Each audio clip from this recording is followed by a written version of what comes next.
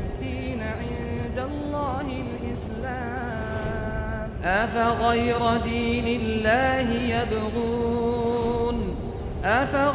دين الله يبغون وله أسلم من في السماوات والأرض طوعا وكرها وإليه يرجعون.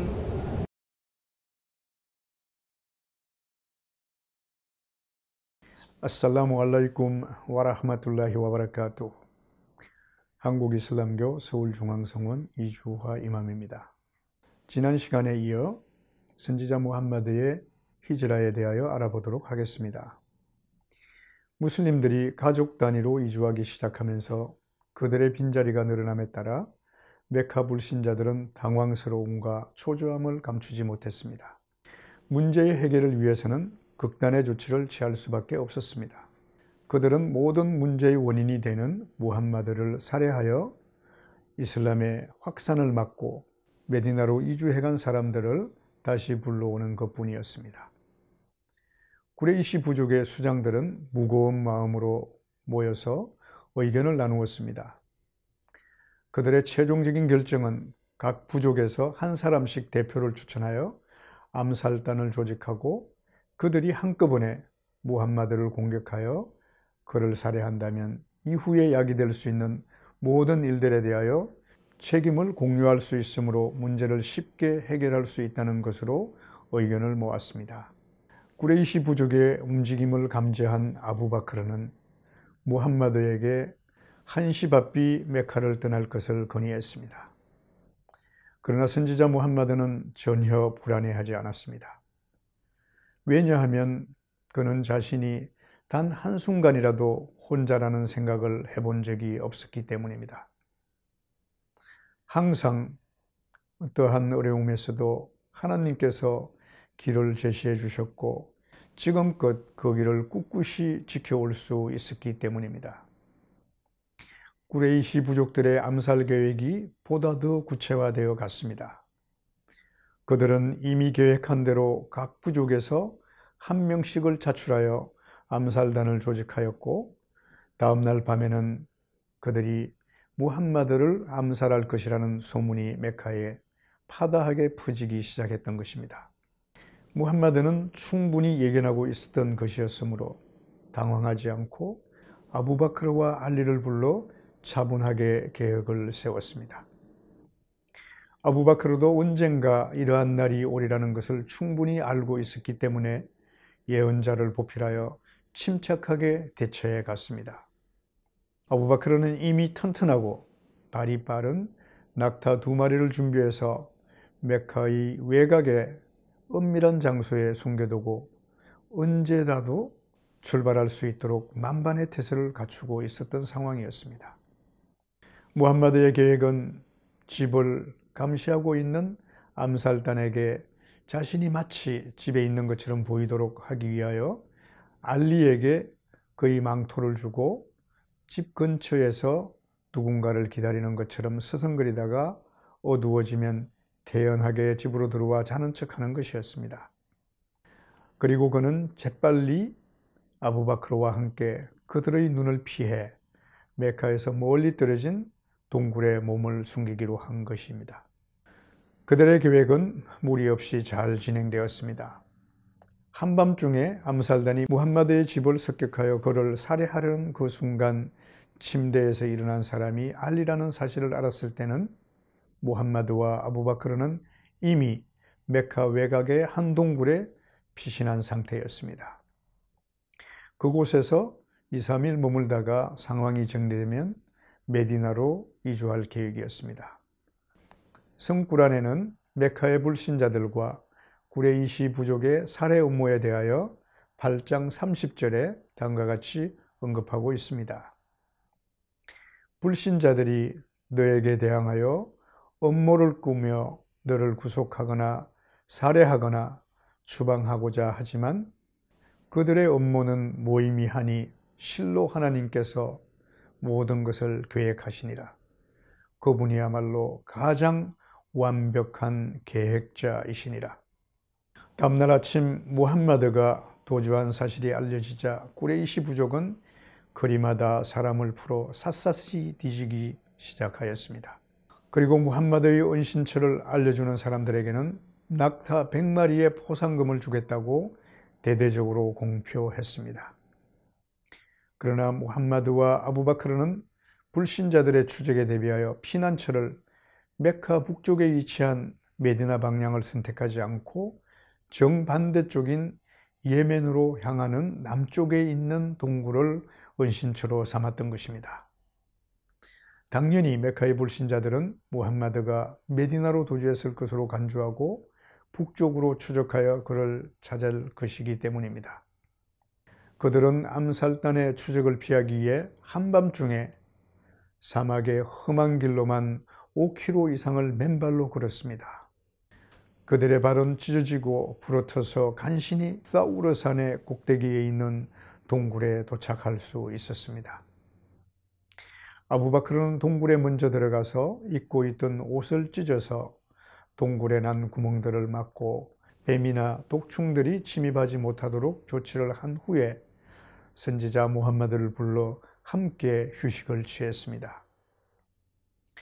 무함마드는 그의 교우이자 인생의 동반자인 아부바크르의 무릎을 베고 곤히 잠들었습니다. 그러나 아부바크르는 그와 함께 잠들 수 없었습니다. 잘 막았다고 생각한 동굴의 입구 한쪽이 막혀져 있지 않아 부득이 그의 발을 뻗어 뒤꿈치로 그 구멍을 막을 수밖에 없었습니다. 왜냐하면 곤히 잠든 선지자를 깨울 수 없었기 때문이었습니다. 간신히 뒷발꿈치로 구멍을 막고 잠이 든 순간 뱀이 아부바크르의 발을 물었습니다. 너무나 아픈 충격으로 아부바크르는 잠에서 깼지만 몸을 움직일 수가 없었습니다.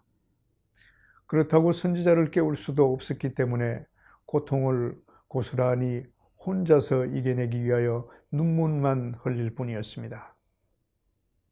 아부바크르의 눈물이 선지자의 얼굴에 떨어지자 그는 놀라서 눈을 떴습니다.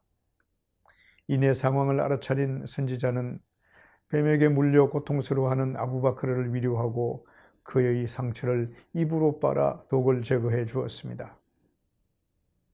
시간이 지나면서 아부바크르는 안정을 찾았고 두 사람은 또 깊은 잠에 빠져들었습니다. 꾸레이시 부족의 대대적인 수색이 전개되면서 처음에는 메카 북쪽으로 집중적인 수색을 했지만 점점 확대해서 메카 전역을 이잡듯 수색하기 시작했습니다. 그러나 그들의 도전은 너무나 무모했습니다. 그들은 무함마드 한 사람과 싸우는 것이 아니었습니다. 그들이 하나님과 대적하여 싸우기에는 너무나 보잘것없는 미물에 불과했기 때문입니다. 포위망이 좁혀지면서 수색대들은 수차례에 걸쳐 동굴 입구까지 왔지만 번번이 그냥 돌아가기만 했습니다. 한 번은 그들이 동굴 입구까지 와서 안을 확인해 보고자 했지만 입구에 쳐져 있는 거미줄이 그들의 눈을 현혹시켰던 것입니다. 사람의 출입이 있었다면 입구에 거미줄이 있을 수 없기 때문에 그들은 스스로 단정하고 돌아갈 수밖에 없었던 것입니다. 또 한 번은 그들이 동굴 속을 확인하고자 했을 때 입구에 새가 둥지를 틀고 알을 낳아 품고 있는 것을 보고 돌아갈 수밖에 없었습니다. 그 상황에서 누구도 동굴 안에 들어가 확인해 보고자 하지 않았던 것입니다. 급기야 그들의 수색이 좀 더 구체화되자 바위가 굴러내려와 동굴 입구를 막아 사람이 들어올 수 없도록 차단해 버렸던 것입니다. 이 모든 상황들이 어떻게 이루어질 수 있었을까요? 동굴에서 3일을 보낸 선지자는 피로와 굶주림 그리고 뱀에 물려 사투를 벌이며 견뎌낸 아부바크르에게 용기를 주었습니다. 거미줄과 새 둥지 그리고 동굴 입구를 막고 있는 바위를 보면서 하나님께서 그들을 보호하고 계심을 확신하고 그들의 신앙심은 더욱 더 고조될 수밖에 없었습니다. 하나님께서 항상 함께 하시며 그분과 함께 하는 한 어떤 두려움도 어떤 고통도 다 이겨낼 수 있을 것입니다. 성꾸란 9장 40절에는 선지자 무함마드와 아부바크르가 사투를 벌이며 불신자들의 추적을 피해 힘들게 동굴에서 견뎌낸 상황들을 사실적으로 묘사하고 있습니다. 너희가 그를 도울 수 없다고 해도 하나님께서 그를 진정으로 도울 것이니라. 불신자들이 그를 메카에서 추방하여 그와 함께 둘이서 동굴에 피신해 있을 때 그에게 이르니, 오 아부바कर, 슬퍼하지 말라. 실로 하나님께서 우리와 함께 하시니라. 그리하여 하나님께서 그에게 안녕을 주시고 그들이 보지 못하는 군대로 그를 지원하시어 불신자들의 허망한 말을 꺾으셨느니라.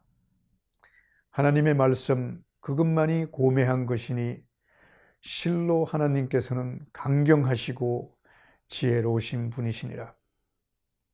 꾸레이시 부족의 감시가 느슨해진 틈을 타 아부바크르는 메디나로 이주할 차비를 서둘렀습니다.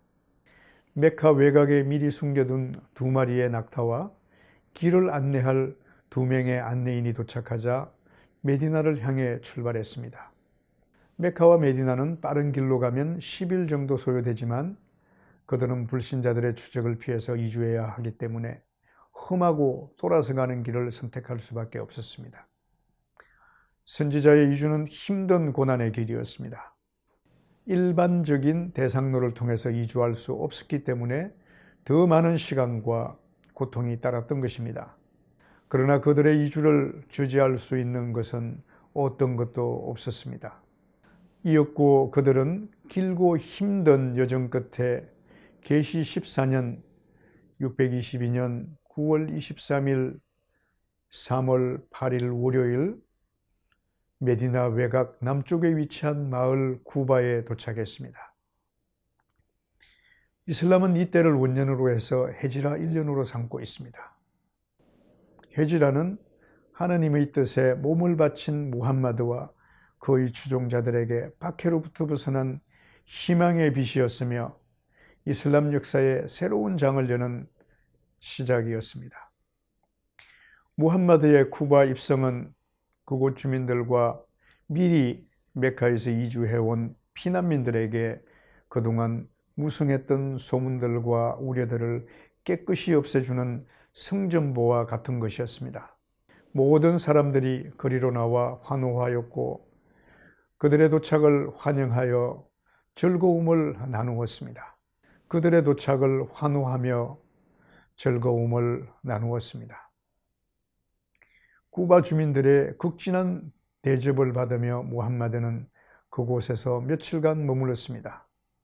그곳에 머물면서 무함마드가 무엇보다 먼저 한 일은 역사에 남을 최초의 이슬람 성원을 건축하는 것이었습니다. 무함마드는 스스로 팔을 걷고 앞장서서 성원 건축을 위해 나섰습니다. 쿠바 성원은 이슬람 공동체의 결속과 충만한 신앙의 상징으로 만들어진 최초의 성원이었습니다. 무함마드는 쿠바 성원을 완공하고 그곳에서 경건한 마음으로 추종자들과 함께 예배를 거능한 후에 메디나로 떠날 차비를 서둘렀습니다. 이슬람 역사의 새로운 장을 여는 긴 여정이 끝나가고 있었던 것입니다. 그는 아부바크르가 제공해준 낙타를 타고 출발했습니다. 아부바크르와 일행들은 그의 뒤를 따랐으며 메디나 주민들은 모두 다 그리로 나와 환호하며 무함마드의 메디나 입성을 환영했습니다. 서로 낙타에 꽃비를 당기며 선지자를 자기 집으로 초대해서 그곳에 머물게 하고 싶어 했습니다. 그러나 선지자는 특정 부족이나 어느 한 집안의 환대에만 응할 수는 없었습니다. 메디나에서 선지자 무함마드의 가장 중요한 소임은 대립하고 있는 민족과 부족들을 하나로 모으고 모두가 하나된 모습으로 일치단결하여 이슬람 umma 공동체를 만드는 것이었기 때문입니다. 선지자는 꽃비를 당기는 주민들의 환대를 만류하고 자신이 타고 있는 낙타가 멈추어 서는 곳, 그곳이 자신의 집이 될 것이라고 말했습니다. 이었고 낙타는 어느 한 곳에 다다르자 앞으로만 향하던 걸음을 멈추고 그곳에 앉았습니다. 무함마드는 낙타가 멈춰 앉은 그곳에 자신의 집과 선지자 성원 마스짓 나바위를 짓기로 결정했습니다. 이것으로 13년 동안 메카 불신자들의 길고 힘들었던 박해와 고난으로부터 벗어나 메디나 주민들의 극진한 환대를 받으며 2주를 마쳤습니다. 히즈라는 메카 불신자들에 대항해서 무함마드가 제시할 수 있었던 최선의 신앙적 대안이었습니다. 홍해바다를 건너 아비시니아로 이주해 간 초기 무슬림들은 그곳 왕의 환대를 받으며 신앙을 지킬 수 있었지만 성공적이지는 못했습니다. 그리고 따이프로 향한 선지자의 발걸음은 그 지역 사람들의 반대에 부딪히면서 들어가 보지도 못하고 쫓겨나는 신세가 되기도 하였습니다. 그러나 이러한 어려움에도 굴하지 않고 선택한 메디나는 무함마드와 이슬람을 배신하지 않았습니다.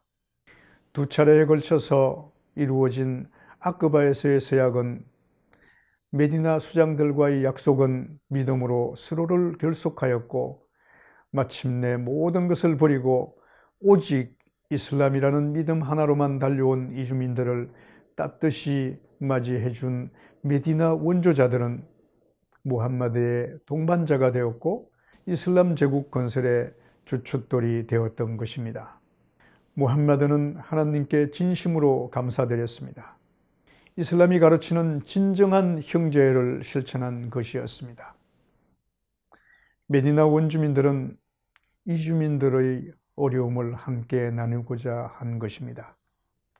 가족도 재산도 모두 두고 떠날 수밖에 없었던 그들을 사랑으로 받아들였고 신앙으로 감싸 안아준 것입니다. 이러한 강한 결속은 이슬람이 급속도로 전파되는 계기를 맞이하게 되었고 머지않아 아라비아 반도를 넘어 세계 속으로 뻗어나가는 새로운 전기를 맞이하게 되었던 것입니다. 대단히 감사합니다. 아살라무 알레이쿰 와라흐마툴라히 와바라카투.